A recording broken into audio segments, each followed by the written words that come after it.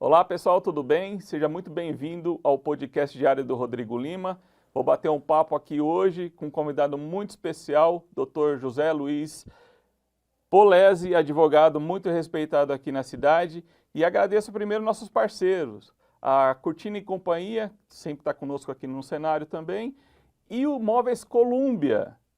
Doutor, uma honra recebê-lo aqui, o senhor que é uma referência no meio jurídico aqui da cidade. E a gente vai tratar de um assunto aí que gera muita polêmica, né, doutor? Que é a questão dos golpes aí, que acabam, infelizmente, se tornando corriqueiros na vida cotidiana aqui do Rio Pretense e na região e no Brasil aí, né, doutor? Exatamente os golpes, né, é que acabam trazendo serviço para o advogado, né? É interessante, né? Mas o que nós temos muito golpes hoje, pela internet ou até presencial, ainda aquele antigo golpe do bilhete, ainda isso daí existe. As pessoas caem todo dia em golpes, entendeu?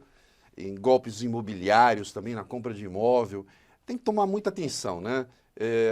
As pessoas têm que procurar sempre ter um profissional, advogado ao seu lado, entendeu? De confiança. Como você tem um médico seu de confiança, tem que ter um profissional de confiança. Doutor, na questão nós tivemos o período da pandemia, né? E o casamento das pessoas aí, a gente ficou muito junto, né? As pessoas ficaram muito juntas aí durante, principalmente, lockdown, a questão do isolamento social, e os casamentos acabaram se deteriorando, né? Ao longo desse período aí. E muitos já vinham de desgastes anteriores, né? O que tem de golpe aí envolvendo essas relações, né, doutor, que acaba, infelizmente, ocorrendo, e o senhor tem vários casos desse tipo, né? Olha, o mais, assim, importante, que parece que o pessoal está na moda, né? Fazer um contrato de namoro, né? Olha, moram separados, contrato de namoro, né? Principalmente pessoas de idade que tenham dinheiro, né? Que tenham bastante dinheiro em mãos, né?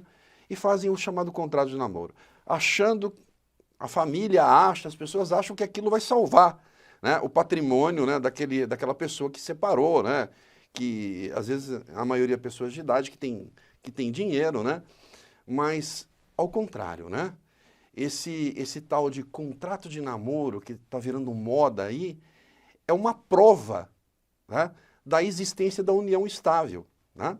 Nós temos na nossa legislação, no Código Civil, no artigo 1753, as condições da união estável, né? Que é a vivência em comum, né? Hoje, os juízes já colocam que a união estável não precisa estar morando na mesma casa, tá? Basta estar ali numa convivência de 2 anos, correto? Mas que essa convivência seja de respeito mútuo, como é o casamento, tá? Isso é importantíssimo as pessoas entenderem que quando um namoro passa de 2 anos, é importante a pessoa fazer, na verdade, um contrato de união estável, estabelecendo, inclusive, o regime de casamento. Separação total de bens, entendeu? Aos idosos acima de 60 anos, correto? Você obrigatoriamente tem que ser feito separação de bens, tá? Então, é importante, sempre, como eu disse, né, ter um profissional orientando os moldes da lei, sendo orientado como os juízes e os tribunais estão julgando. Esse contrato de namoro, ele não tem valentia, ele não vale nada perante a justiça? Ao contrário, ele vale muito. Ele vale muito para provar que aquela pessoa, se a outra pessoa veio a falecer, correto? Estava em união estável. Né? Ele acaba caracterizando, porque ele é feito justamente para não caracterizar o exatamente isso. Ele é feito para não caracterizar. Né? Eles dizem que é feito para não caracterizar, mas ao contrário, ele caracteriza uma prova, correto? Que aquelas pessoas estão numa relação mútua. E essa questão de relação mútua, entendeu? Acaba gerando o que a própria Constituição fala, correto? Que é a nossa união estável. E o que caracteriza a união estável, doutor? Em que momento que ela fica presente? Olha, a união estável ela caracteriza onde existe ajuda mútua, entendeu? Onde a mente e as pessoas, elas se juntam, né?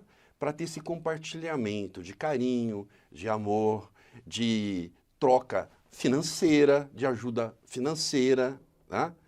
E isso se caracteriza a partir de 2 anos juntos, nessa troca, juntas, de mutualidade, ou seja, né, de companheirismo, né? O casamento nada é mais do que um companheirismo. E a orientação para as famílias, há uma preocupação muito grande dos herdeiros, né, doutor, em relação aos bens. O senhor falou, citou até de deixar isso claro, a separação de bens, então, nesse contrato de união estável. Sim, não E tenho ele é dúvida. reconhecido pela justiça? De que forma a pessoa Sim. pode procurar o advogado para fazer essa... Olha, o contrato de união estável, ele tanto pode ser feito de forma particular no escritório de um advogado, como pode ser feito no cartório, tá? Se a pessoa deseja celebrar, porque na verdade é um casamento, não tem diferença nenhuma. A nossa lei deixou muito clara, não existe a diferença entre o casamento civil feito lá no cartório e a união estável, né? Na verdade, a legislação ela quis deixar bem claro, entendeu? A segurança jurídica daquelas pessoas que se convivem juntos e que se mantêm juntos, tá? E quando você faz um contrato de união estável, é muito importante porque você vai sentir o outro lado da pessoa, né? Se ela está com você também pelo seu carinho, pelo amor, correto? O que você pode proporcionar para ela, ou se ela está interessada num golpe, né? Agora já estamos falando de um golpe, né? Num golpe, ou seja, né? Se apropriar do patrimônio dessa pessoa. Na nossa época, o amor era suficiente, né, doutor? Principalmente, eu sou um pouco mais novo que o senhor, mas na nossa época o amor já era o suficiente, havia um entendimento melhor entre as pessoas, né? Hoje é diferente. Olha, eu acho que não. Eu quero contestar você nesse sentido, Claro. tá? Eu vou contestar você nesse sentido. Sempre a relação do ser humano, ela é uma troca mútua, entendeu? Você dá o amor, mas ao mesmo tempo, na sua época, a esposa ficava em casa trabalhando, lavando louça, cuidando da casa, e você trabalhando, trazendo dinheiro para o conforto dela também, tá? Essa questão é uma questão também cultural, né? Correto?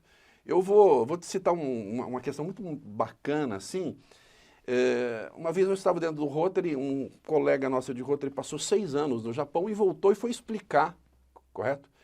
Que a relação matrimonial lá no Japão é o seguinte: o indivíduo chega, né, do trabalho em casa, o japonês, quando chega a esposa vai lá, dá banho nele, faz massagem, coloca um roupão, coloca um kimono nele, vai lá, traz a comida com ele, entendeu? Trata ele como se fosse um rei. E o papel da mulher japonesa, ela não traz problemas nenhum para ele, para o homem dentro de casa, né? Ela resolve todos os problemas da escola, da educação das crianças, da casa, né? Aí as mulheres todas dentro lá dessa reunião de Rotary disseram assim: nossa, mas que machismo, que coisa absurda, né? Coitado das mulheres japonesas. Ele falou: não, gente, é questão de cultura. Presta atenção numa coisa, o bobo, o tonto, o escravo é ele, porque ela faz isso e dá essa tranquilidade toda para que ele possa trabalhar e fazer horas extras na fábrica. Trabalhar 12, 14, 15 horas. Tá? Então, é isso que é a questão de você estar num relacionamento. É uma ajuda mútua, né? E essa ajuda mútua significa casamento. As culturas são diferentes, né? Como você disse, né? Olha, não bastava o amor. Não, sempre foi troca, tá? As relações humanas sempre foi troca. Eu digo assim, que não precisava de contrato, né, doutor? A gente não precisava assinar contrato de namoro ou contrato de união estável. Hoje é uma outra realidade nesse sentido. Mas você tinha que assinar um contrato de casamento. Ali no casamento do cartório, né? No cartório a gente assina. Aí você tinha que, inclusive na sua época, né? Era obrigado à comunhão universal de bens, né? Tudo que você ganhasse tinha que ser dividido, né? Sim. Né? Qual que é a orientação do senhor hoje, doutor? O que está prevalecendo hoje? O que prevalece, correto, é o bom senso. O que é o bom senso? As pessoas sentarem e conversarem. Olha, tá? Eu, a partir de agora, desse momento, eu sou seu esposo, você é minha esposa. Só que eu tenho bens de tantos anos que eu trabalhei. A partir de agora, entendeu? Esses bens não se confundem, mas a partir de agora, a nossa relação, nós vamos colocar no papel, tá? Você vai ter isso, eu vou ter aquilo. Tudo no contrato de união estável ou no contrato de casamento também, ele pode colocar cláusulas, entendeu? Condições. O que essa pessoa vai receber no futuro, entendeu? O que ela vai ter, os direitos que ela vai ter, né? Tudo isso pode ser colocado no papel, né? Com a união estável, com o contrato de união estável, mais ou menos a nossa legislação se fez como se fez nos Estados Unidos, né? Lá existe muito disso, tá?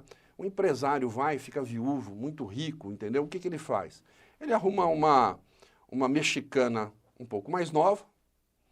Essa mexicana ganha lá, como empregada doméstica lá, $800, $1.200 por mês. Coisa de filme. Exatamente. Aí ele vem e fala para ela assim, olha, a partir de agora é o seguinte, eu vou deixar para você, né, $200 mil por ano.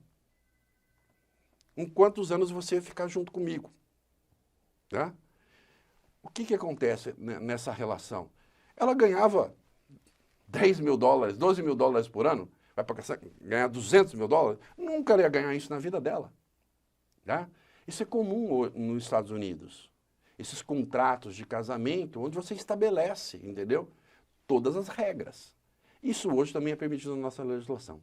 Doutor, em relação aos herdeiros, né, muitos filhos das pessoas, como é que eles têm, a gente fala assim, herança é só depois que o pai e a mãe acabam não estando mais aqui, né, acabam morrendo, falecendo, e a gente percebe que tem muitos filhos querendo tomar posse da herança ainda com os pais vivos, né? Tem como, eles têm direito de fazer algum contrato, alguma coisa enquanto os pais ainda estão vivos aqui? Olha, para se resguardar os bens, né? Isso é uma das coisas mais importantes que você falou, Rodrigo. É o seguinte, é muito importante, né, fazermos hoje o planejamento sucessório, tá? Muitos advogados sabem fazer muito bem isso. O que é o planejamento sucessório?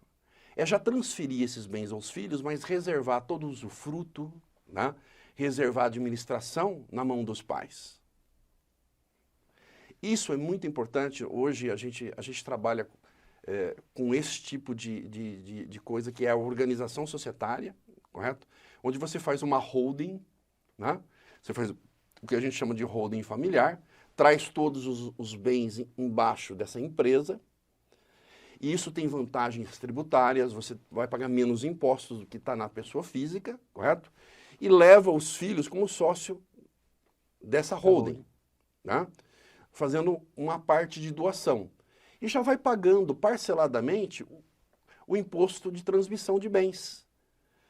Olha, eu já vi muitas famílias ficarem pobres e não conseguirem receberem bens e não conseguirem pagar o imposto de transmissão de bens, que hoje está em 4%.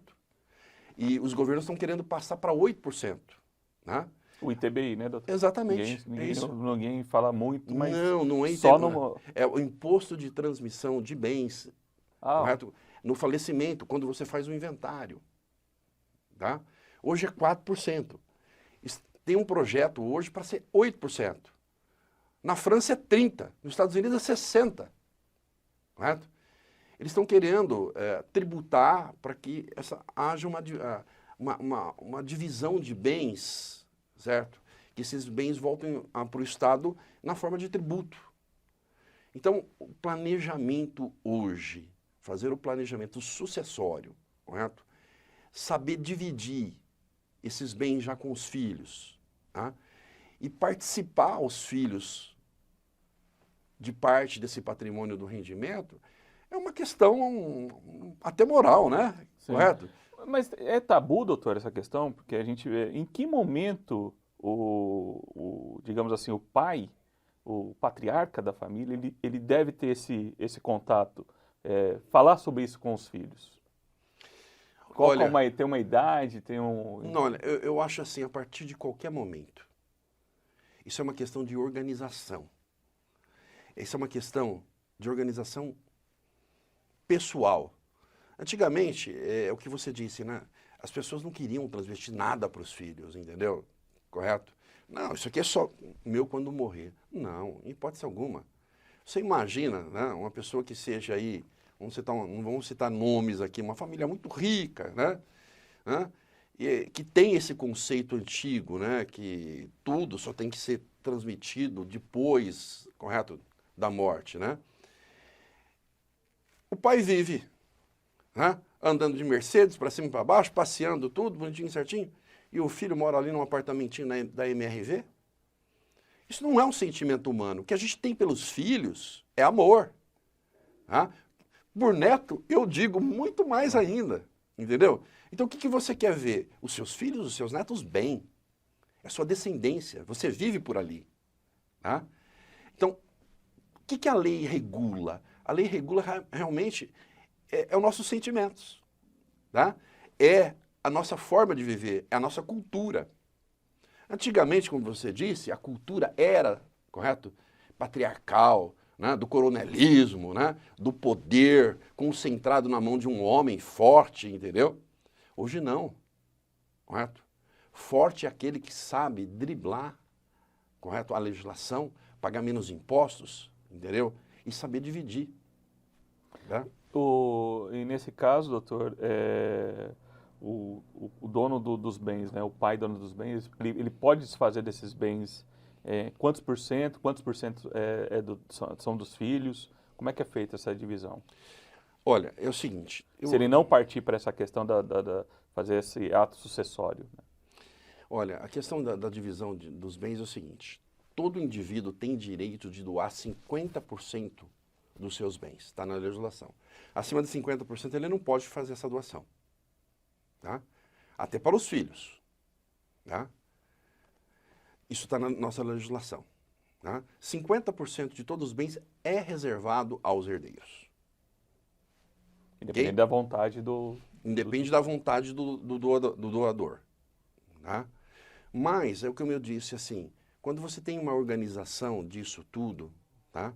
O que acontece? Existe a doação para os filhos, mas o mando, a administração, a renda, continua na mão dos pais. Tá? O pai que vai determinar dentro dessa holding o quanto ele vai distribuir de renda para ele, para a esposa e para os filhos. Tá? Ele pode determinar, porque quando nós preparamos os contratos sociais para isso, a gente coloca no contrato social de que a distribuição do lucro dessa empresa será desproporcional a critério do administrador. E tem que ser chancelado pela justiça, doutor? Tem que fazer a criação dessa holding, ela passa por algum processo judicial ou não? Não, em hipótese alguma. Ele é feito na junta comercial. Sim. Na junta comercial. Abre uma empresa... Isso, é uma empresa normal, uma empresa chamada uma holding familiar, correto? Onde a gente concentra esses bens todos nessa holding. E o mais importante disso tudo, sabe, Rodrigo? Na holding familiar, esses bens ficam mais protegidos das atividades, correto? Tanto dos filhos como dos pais. Porque ali a gente coloca cláusulas, né, que daquela empresa não pode haver penhora, a pessoa não pode usar as cotas daquela empresa, o patrimônio daquela empresa para ortogar garantia em banco, porque senão vira uma bagunça, né? Então tudo isso é muito bem planejado, muito bem feito.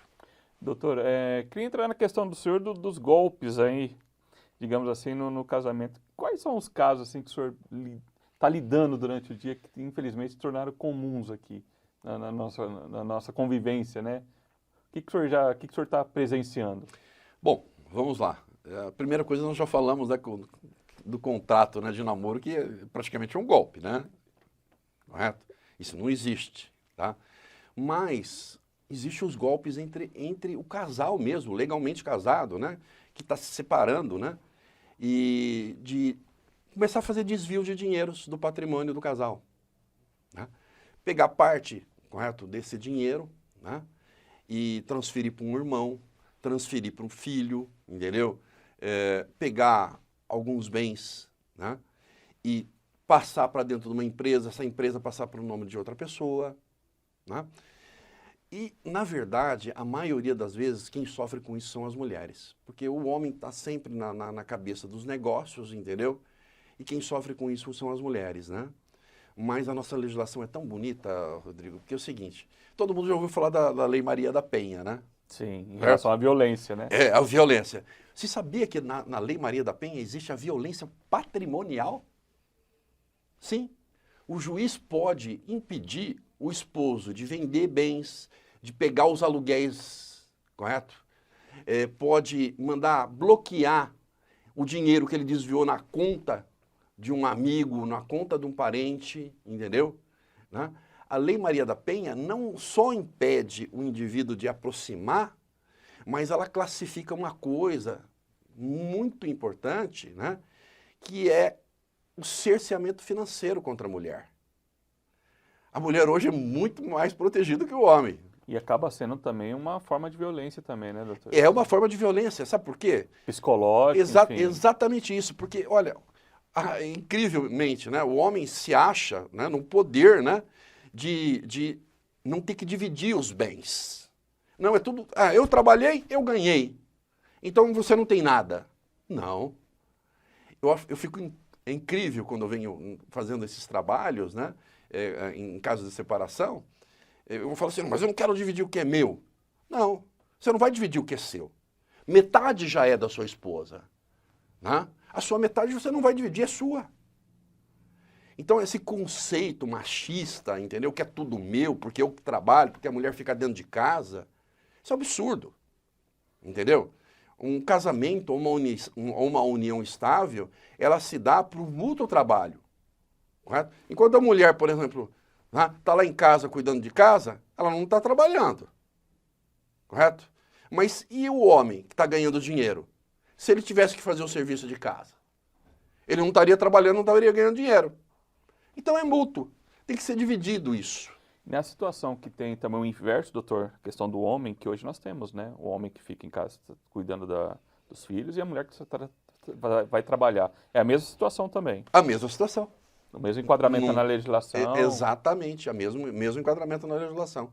E como a mulher, doutor, lógico, ela tem que recorrer a um advogado para fazer o acesso a esses bens, aí tem que partir para a ação judicial. Exatamente. Ou tentar uma reconciliação ali, uma questão, uma demanda ali, até o advogado intermediando aí entre as partes. Exatamente. É comum isso ou não? Exatamente. É muito comum. E quando você procurar um advogado, procure dentro de um conceito muito importante que eu tenho como advogado. O advogado é um indivíduo para resolver conflito, Rodrigo, e não criar conflito. A obrigação social minha como advogado é resolver o conflito, né? É colocar clareza na cabeça da outra parte e do outro colega advogado os direitos que tem o meu cliente, né? Por isso que nós temos o símbolo da justiça como uma balança, é o equilíbrio, né? Quando nós temos o equilíbrio, né, nós temos a solução do conflito. E isso que o advogado tem que preservar, né? O advogado, ele não tem que ficar entrando com ação, criando problema não. Ele tem que resolver o conflito. Essa é a obrigação social do advogado. A mediação até sem ação, sem a demanda judicial, que pode levar anos, é até mais interessante, né, doutor, nesses casos, né? Olha, a mediação sempre é interessante, os colegas advogados também precisam fazer isso e entender que essa é a solução. Nós temos processos de separação no meu escritório que duraram 23 anos, tá? De separação, que a esposa está há 23 anos sem receber o patrimônio dela. Tá? Tudo na mão do marido. Esse é litigioso no último, né? É uma questão que... Doutor, infelizmente, né, extremamente litigioso. Numa situação dessa, o STJ, no caso de uma das lojas, eu não me recordo agora, tipo Magazine Luiza, era uma loja muito grande, né? O esposo não quis dividir nada, deixou ela sem até os cartões de crédito dela, sem nada, né?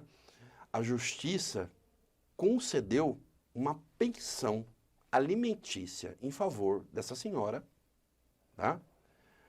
enquanto ele não dividir seus bens. Enquanto ela não pudesse ter a parte dela legal para ela ter rentabilidade. E determinou um valor altíssimo. Nesse caso, foi julgado pela ministra Nancy Andrighi. É um dos julgamentos muito ícones na nossa jurisprudência, né? É o direito da esposa que não tem ainda os bens divididos, que está litigando lá, né, a ter uma pensão muito alta, muito parecida com o que o patrimônio renderia para ela. Isso é retroativo, doutor? É retroativo? Não. Só a partir que você entra com esse pedido de alimentos patrimoniais, ele é uma coisa assim da jurisprudência, não está na lei, ele é da jurisprudência. Você pede essa pensão alimentícia, que não é uma pensão alimentícia. Na verdade, é uma retribuição, correto, do patrimônio que o esposo está segurando, que é dela. Porque imagina assim, imagina que um patrimônio de 20 apartamentos, 10 apartamentos, 20 apartamentos que estão alugados. 10 apartamentos é dela, 10 apartamentos é dele. Né? Imaginamos que esses 20 apartamentos estão rendendo R$20.000, certo? O esposo tem os contratos tudo no nome dele, né? O dinheiro desses inquilinos cai tudo na mão dele, ele não partilha com ela e não dá para ela, e estão separando e brigando, e ficando com esse dinheiro. Tá? O juiz pode ir lá e dizer, não, agora você vai pagar, correto, para ela. Né? A própria Lei Maria da Penha coloca isso, correto? A própria jurisprudência permite esse alimentos diferenciados chamado alimentos patrimoniais. Doutor, e hoje o casal, seja um homem ou mulher, consegue esconder os bens de alguma forma? Contas no exterior, hoje não tem muito disso, não? Imóveis de terceiros, de laranjas, como é que é feita essa investigação social? Olha, isso consegue. Infelizmente tem muita gente que consegue fazer esse tipo de coisa. Tá? Cabe à mulher ela identificar isso no e irmão, descobrir. olha, o irmão não tem. Exatamente, mas assim, hoje com a informática, entendeu? Com o dinamismo da Receita Federal, entendeu? Com o dinamismo do Banco Central, né? Dificultou muito esse tipo de operação, sabe? Muito, muito dificultou. Porque qualquer transferência de dinheiros deixa rastro. Né? Deixa rastro pelos sistemas governamentais. E o juiz pode ir lá e pedir, correto? Informação ao banco central, informação à Receita Federal. O juiz pode mandar. Embora seja sigiloso, tá? Embora seja sigiloso o imposto de renda, correto? O juiz pode requisitar, vem para o processo, ele fica sobre sigilo e só os advogados podem ler e ver esse documento e o juiz. Além do imposto de renda, também tem a questão dos bens das empresas, doutor. As empresas também. Também. É feita uma certa devassa aí nas contas, enfim. Exatamente. Qual que é um caso emblemático que o senhor tenha participado nesse sentido aí, de descobrir bens, uma questão que o senhor resolveu foi um caso emblemático é o seguinte, o que acontece demais, assim, empresários bastante auspiciosos, o que eles fazem? Os bens, em vez de comprar na pessoa física, compram no nome de uma pessoa jurídica, no nome de uma empresa, tá? Essa empresa, em geral, é uma filial da empresa dele, em outra cidade, tá? Então, o que ele faz? Ele tem a empresa dele, né? Ele abre uma filial, por exemplo, lá no estado de Goiás, compra uma fazenda no estado de Goiás e o nome dessa empresa da filial, tá? E o que acontece? Né? Às vezes, a falta de habilidade do advogado e falta de conhecimento contábil empresarial não consegue identificar esse bem. Esse bem está lá, nessa filial. Depois ele desmembra essa filial da empresa principal com redução de capital e faz com que aquele bem fique lá isolado, só no nome dele, e ele não partilha com a esposa. É engenharia, entendeu? É uma engenharia, que a gente chama de engenharia, né? Na parte de direito empresarial, né? De você abrir uma empresa aqui, outra ali, entendeu? Existe uma outra forma que o pessoal utiliza, abre uma empresa, um offshore, nos Estados Unidos, correto? Em Delaware, correto? E essa empresa está no nome dele, só que em Delaware não existe o sigilo de quem é o dono da empresa, correto? E ele faz o seguinte, ele começa a mandar dinheiro para essa empresa lá. Né? Como se fosse pagamento. Mas o governo brasileiro é informado dessa movimentação, Sim, não? sim, toda essa informação. E aí daria para chegar. Vai dar mais trabalho, mas chega Vai, também. vai. É porque é que eu falo para você. Às vezes, a busca dessas informações, assim, ficam difíceis. E a mulher, né, doutor? Quando o casamento chega nesse ponto, é muito difícil, né? E o senhor falou que principalmente as vítimas acabam sendo as mulheres, né? Sim. Em que momento ela deve ter esse estalo de procurar um advogado, as brigas, né? Porque me parece que os bens acabam superando até a questão de ter a guarda até dos próprios filhos, doutor. Os filhos ficam em segundo plano aí para esses camaradas ou não? O que o senhor percebe? Olha, isso depende... E os filhos são moedas de troca, também são usados, né? Tem de tudo, exatamente, né? Exatamente. Mas depende muito do caráter do indivíduo, né? Quando o cara tem caráter, quando o cara entende aquilo que eu falei para você, ele não está dividindo nada dele, metade da esposa. Quando ele tem caráter, quando ele tem brio, entendeu? Ele sabe, vem, faz um acordo e faz as coisas corretamente. Isso é importante. Isso é o mais importante. E temos esse perfil? É comum esse perfil ou não? Temos esse perfil. O cara reconhece... Exatamente. Por que nós temos esse perfil? Quando você passa a ter uma coisa muito mais organizada, quando você faz a holding, por exemplo, correto? Se o casal se separa, a esposa vai ter lá 30% da holding, 40% da holding, 30% vai estar com os filhos, entendeu? Correto? Né? E ela sabe que todos aqueles bens é dela, está lá dentro, ela é uma cotista. Tá? Antigamente o pessoal queria colecionar, né? Escritura, né? Achava lindo, né? Ver aquelas escrituras todas empelhadinhas, nada, né? Não precisa mais isso. Não é necessário. Doutor, em relação aos imóveis também, a gente também, digamos assim, temos artistas aqui que fazem cada malabarismo em relação aos imóveis. O que o senhor tem de golpes envolvendo a questão de imóveis aqui? A atuação do senhor como advogado? Olha, existe muito golpe com relação a imóvel. Muitos golpes. Muitos. Qual que é o mais comum? O mais comum, por exemplo, quando você vai comprar um terreno. O corretor vai lá e mostra, olha, esse terreno aqui. Né? E, na verdade, não é aquele terreno, é um outro terreno no mesmo local, mas um local diferente, até ruim, mas ele mostra aquele bonito, que tem duas casas lindas de um lado do outro, correto? Né? Você vai, faz o contrato, pega a matrícula do imóvel e, na verdade, não é aquele terreno, é outro. Né? Isso é um golpe comum. Agora, que as pessoas têm que tomar muita atenção é quando quem está vendendo tem a procuração do vendedor. O proprietário do imóvel mesmo. Exatamente. Você tem que...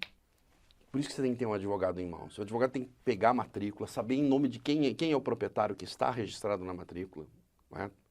Ligar para esse proprietário, olha, você deu a procuração para o fulano de tal?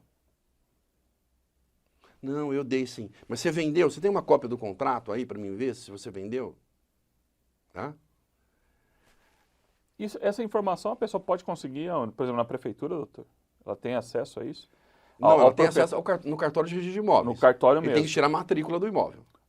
Antes de fazer qualquer tipo de negócio. Exatamente. A orientação é essa. Exatamente. E assim, doutor, e as pessoas são cautelosas? Porque a gente vê que, na verdade, o golpista, ele consegue aplicar o golpe porque o valor, geralmente, fala, hoje esse imóvel está muito barato, e a pessoa também, de certa forma, quer levar vantagem, né? É aí que ela cai no golpe, né? Exatamente. É questão da ambição, né? Correto? O que é importante? A pessoa nunca dá, correto, um sinal, né, para um corretor ou sinal para a imobiliária, né? O sinal no compromisso particular de compra e venda tem que ser dado ao proprietário, aquele que é o dono da matrícula. Diretamente na conta dele. Tá?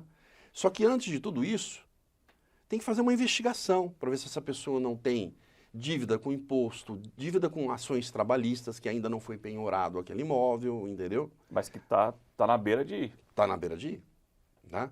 Em geral, o cara está vendendo barato para isso, para poder escapar de um devedor. Né? Aí que mora o perigo. Né? A gente tem que estar protegido com relação a isso. Não é só você ir lá num cartório, fazer o seu contrato, compra e venda, a sua escritura. Um advogado tem que estar bem acompanhando, porque o que chega para nós não é esse preventivo, Rodrigo. Sabe o que chega para nós? É os problemas. Ah, mas eu comprei um imóvel agora, está penhorado, olha, meu imóvel vai a leilão, eu estou morando aqui dentro, eu vou perder o imóvel. Quando chega na mão do advogado, já chega o problema. Né? Ao contrário, se ele procurar um advogado antes, que vai fazer análise para ele daquela compra, é muito mais barato os honorários de um advogado do que do corretor. Eu brinco isso, sabe? O corretor ganha 5%, um advogado, para fazer uma análise documental, vai cobrar 1%. E quanto tempo, doutor? É demorado essa análise ou não? Não, não é demorada. Hoje, todos os sistemas são computadorizados. Você consegue a matrícula praticamente instantaneamente, entendeu? Você consegue tirar tudo hoje online, as certidões dessas pessoas, a trabalhista, ação de distribuição civil, ação de distribuição criminal, até criminal a gente hoje tem que tirar, porque um processo criminal, hoje, com a mudança da legislação, ele pode vir agregado com uma indenização. Tá? E essa indenização vai pegar o quê? Os bens que o indivíduo tem. Aí o cara começa a correr e vender os bens. Entendeu? Então é muito importante você fazer uma análise. E fazer uma análise da cadeia de venda dele. Por exemplo, um imóvel que eu vendi 2, 3 vezes em curto espaço de tempo, cuidado. Tá? Isso vai estar nos registros. Vai estar lá no cartório de registro de imóveis. Né? Passou uma escritura correta em janeiro agora de 2022. Quando foi em março, passou outra escritura. Em agosto, ele está vendendo para um terceiro. Opa, aí está cheirando coisa errada. Aí que é a obrigação do advogado? Investigar essa cadeia. Né? Quem comprou de quem, vamos tirar certidões. Vamos tirar certidões, entendeu? E vamos fazer uma análise. Isso é para ver se não está havendo nenhuma fraude aí, correto? Para prejudicar um terceiro. Doutor, apesar do comprador estar de boa fé no negócio, se ele entrar e cair nesse golpe, a justiça não vai levar isso em consideração, né? A boa fé dele. Não, leva em consideração? Leva. Mas assim... Mas e a dor de cabeça com que ele vai ter? Então... Vai ter que gastar dinheiro com o advogado. Vai ter que ficar preocupado. Vou perder esse imóvel? Doutor, será que eu vou perder esse imóvel? Entendeu? Ele não contribui, de certa forma, com se tiver questão, com a fraude processual? Caracteriza também? Em que momento caracteriza a fraude processual? Mas é por parte de quem vende, né, o imóvel. Exatamente, por parte de quem vende. Correto? Se ele saber que tem uma ação que vai ser penhorado... Exatamente. Por isso que é importante, porque às vezes, certo, a boa-fé daquele que comprou, né, ela é presumida pelo juiz. Né? Hoje a legislação diz o seguinte, olha, se não está lá na matrícula, né, então não está no mundo, né? Correto? Mas dependendo, se isso for oponível, se isso for fácil, essa informação de que já existe um processo correndo, tem juiz que interpreta de forma diferente. Justamente. Porque a justiça é isso, entendeu? É interpretação. Ele pode entender que aquele comprador, correto? Ele podia ter acesso àquilo, de tão gritante que era, e o comprou mais barato do que o valor de mercado, então, correto? Ele não é um comprador de boa fé. Tá? Já tivemos casos desse jeito. E o comprador, ele consegue reverter, consegue reaver o dinheiro ou não, doutor? Porque o golpista desaparece, né? Depois que... Olha... Dá trabalho, mas... É isso que eu digo para você, dá muito trabalho esse tipo de coisa. Às vezes não consegue mais rever esse dinheiro que ele já pagou, entendeu? E perde o imóvel também. E perde o imóvel. Doutor, diante disso, qual que seria uma lista de dicas e de procedimentos para a pessoa, então, evitar dor de cabeça?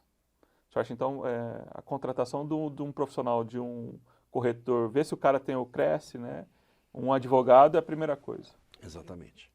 Olha, está aliada com um bom corretor, que já tem nome na cidade, entendeu? Uma empresa imobiliária que já tenha nome na cidade.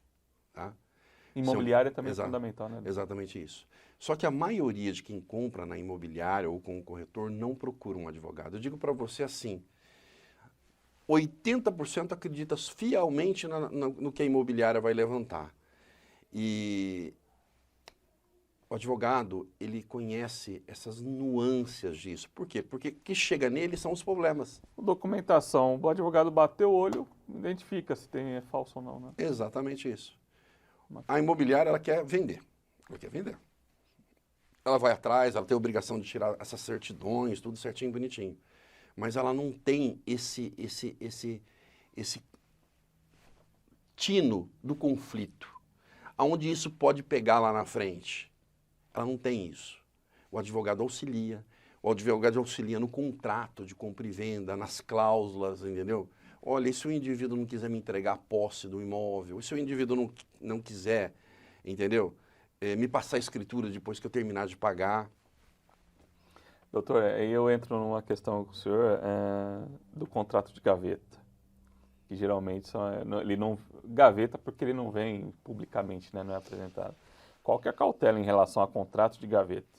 Se você receber essa proposta, vamos fazer um contrato de gaveta aqui, o que o senhor como advogado pode observar? O STJ até entende que o contrato de gaveta ele é válido, correto?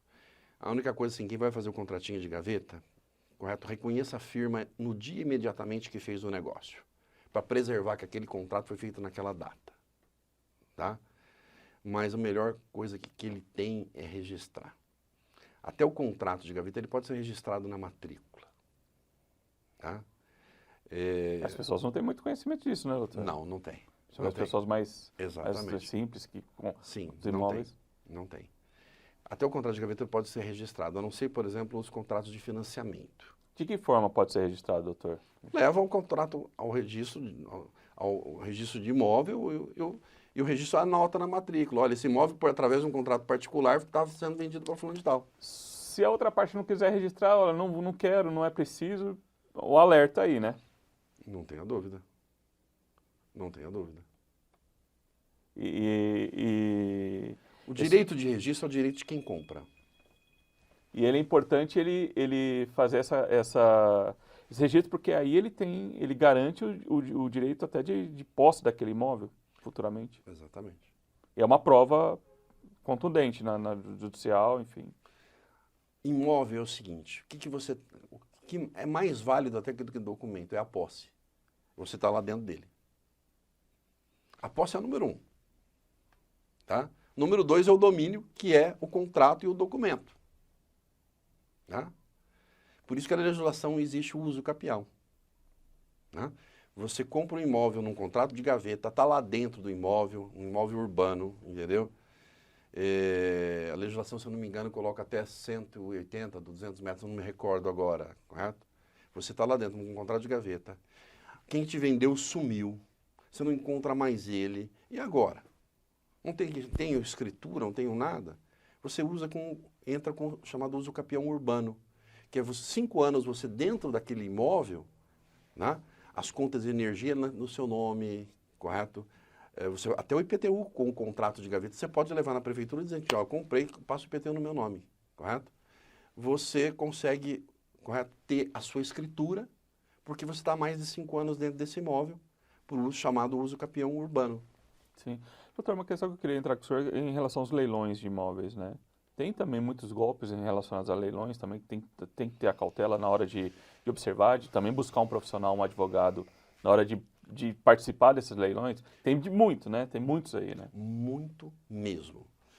Você tem sites falsos de leilão.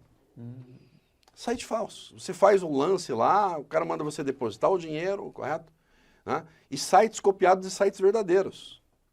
Nós já tivemos isso no nosso escritório. O indivíduo foi lá para comprar um carro, entendeu? Né? Foi lá para comprar um Mercedes que no meio custava 160 mil reais, ele pagou 110, depositou 110 mil reais, correto? Para o leiloeiro. E ele achava que estava no site verdadeiro, um site famoso, não posso citar nomes aqui, correto? Ele estava num site falso.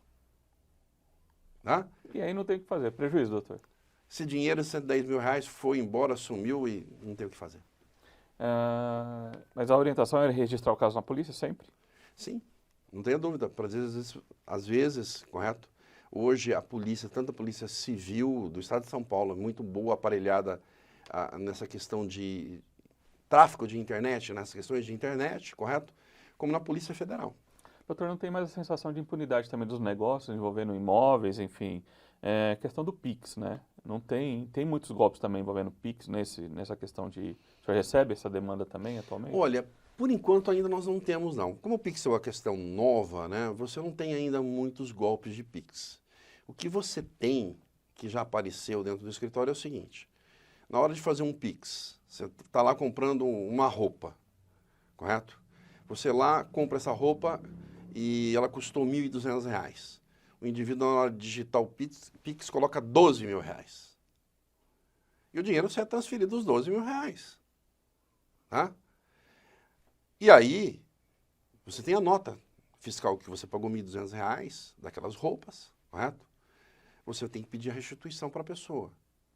Em geral, quando existe a boa-fé, entendeu? A loja devolve o dinheiro com toda certeza, correto? Agora, quando não existe a boa-fé, vai ter que partir para a justiça. Tá?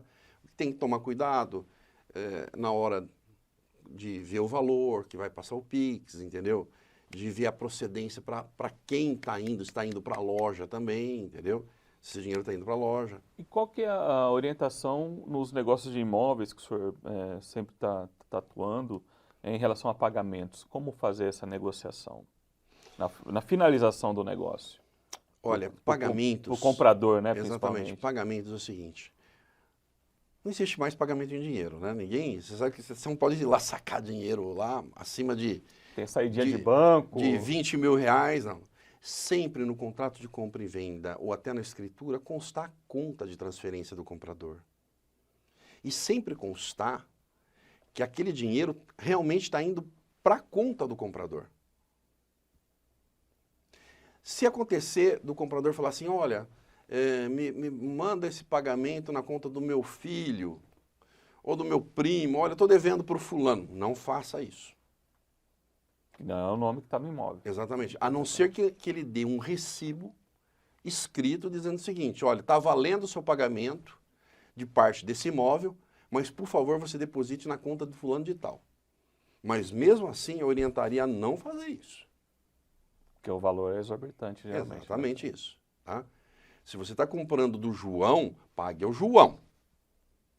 Né? Não pague ao Mané. Sim. Legal. Doutor, qual que é um grande golpe, assim, uma coisa que marcou o senhor no escritório, o senhor fala assim, olha, esse até o senhor, é uma referência que o senhor tem no escritório, o senhor tá levando aos clientes, né? Olha, é o seguinte, esse grande golpe foi a coisa mais arquitetada que eu já vi na minha vida em 38 anos de profissão. Eu tinha uma advogada no meu escritório, ela hoje não trabalha mais, mas ela não faz questão de eu citar o nome dela, doutora Gina, né? Trabalhava no meu escritório, correto? E nós pegamos uma pessoa muito conhecida daqui de São José do Rio Preto, né? E essa pessoa, assim, muito culta, uma pessoa extremamente culta, voltado, correto, para as letras, voltada para questões universitárias e tudo bonitinho e certinho. Essa pessoa de um pouco mais de idade, né? Ela recebeu uma herança em torno de mais ou menos uns 5 milhões de reais de herança em dinheiro, correto? E esses golpistas ficaram sabendo que essa pessoa recebeu isso daí. A armação foi tão perfeita que eu nunca tinha visto isso na minha vida. Esses golpistas procuraram ele e disseram o seguinte, olha, meu amigo, nós sabemos da sua idoneidade, da sua capacidade intelectual, da sua capacidade gerencial. Você foi escolhida, entendeu, pelo Lloyd Bank da Inglaterra para receber 100 milhões de dólares.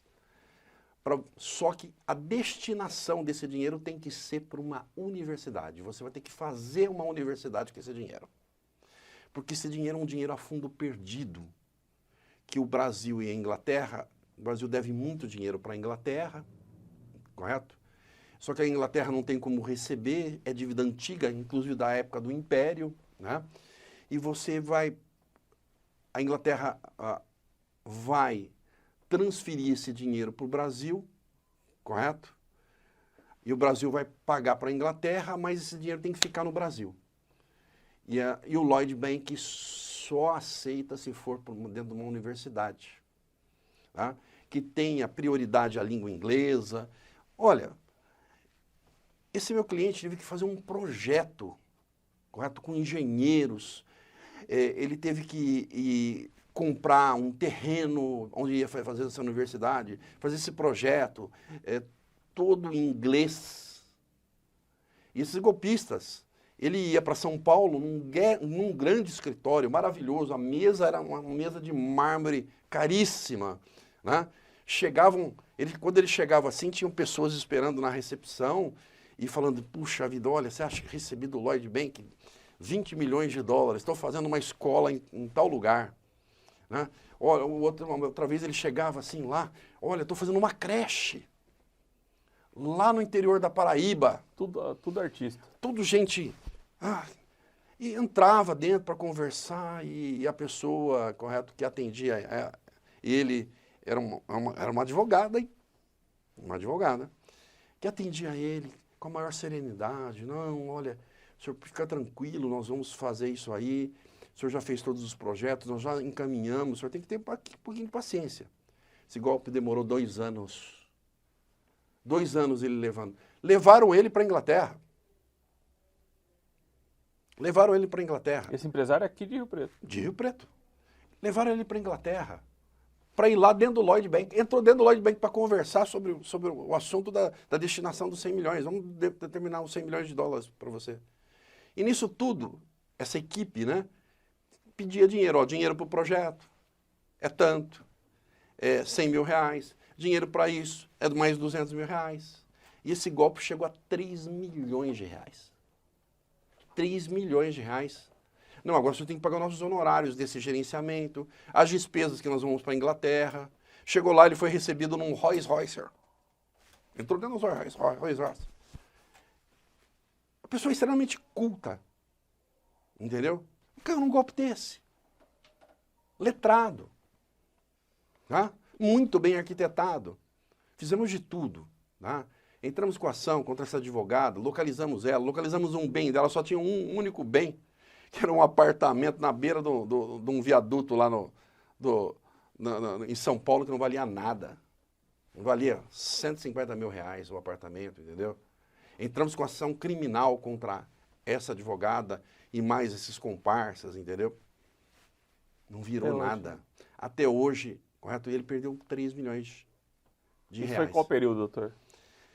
Antes da pandemia, isso foi uns 7 ou 8 anos atrás.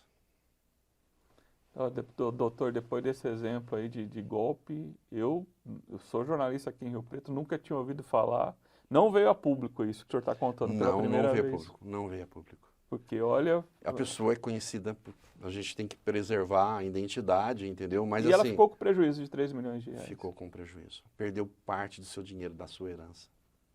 Mas assim, é um golpe perfeito, porque esses golpistas, eles utilizam, né, na verdade, assim, não é da ambição, né? É como se fosse, um psiquiatra diz para mim assim, é como se fosse a paixão, certo? A paixão joga dopamina dentro do corpo, né? Ele identifica que aquele cara amaria ter uma universidade, né? Então aquilo deixa ele apaixonado. Nossa, vou ter uma universidade, né? E aí, o que foge? A razão. E ele não percebe isso e ele é levado, correto? Por essa ambição, correto? Como se fosse a paixão, né? O cara, quando é apaixonado, ele entrega tudo, né? Imagina você converter 5 milhões de reais em 100 milhões de dólares. Exatamente isso. Legal. Doutor, eu agradeço muito a presença do senhor aqui no Diário do Rodrigo Lima. Depois dessa história, desse golpe aí que a gente vai estar encerrando aqui, doutor Polésio. Muito obrigado pela presença do senhor. Sem problema. Tá? Precisando alguma coisa, acontecendo algum fato dentro de Rio Preto, precisando da gente orientar, explicar, entendeu? Estou aí presente aí no que for necessário. Legal, foi um prazer, viu? Foi um prazer também. Agradeço você que ficou conosco até agora. Olha que história que o Dr. Polezi contou aqui no Diário do Rodrigo Lima. E você sabe, você pode acompanhar o podcast aqui no nosso YouTube, no nosso Instagram também vai ter os cortes, viu, doutor? Tem os cortes. Nós temos também um canal no YouTube, que é o Cortes DRL, também no YouTube, que você pode acompanhar. Nas nossas outras redes sociais. E uma reportagem completa sobre esse bate-papo que eu tive aqui com o doutor no diariodorodrigolima.com.br. E você também pode acompanhar nossas outras redes sociais, no Instagram, Facebook e também no Twitter, tá certo? Porque você sabe, jornalismo aqui tem lado. O seu. Um abraço e até a próxima, pessoal.